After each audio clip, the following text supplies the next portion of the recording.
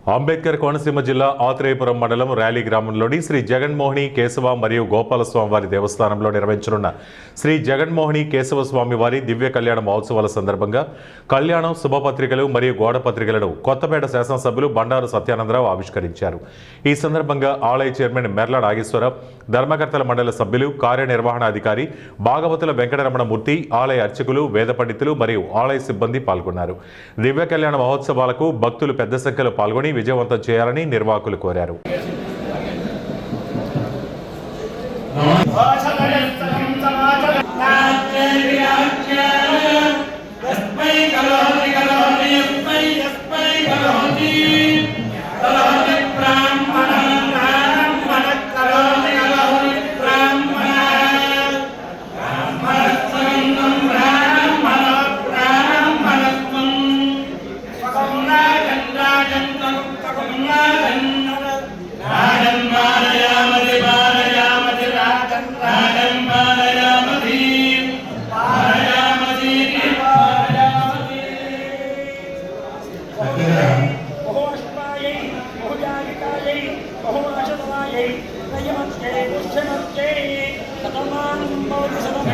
Jaya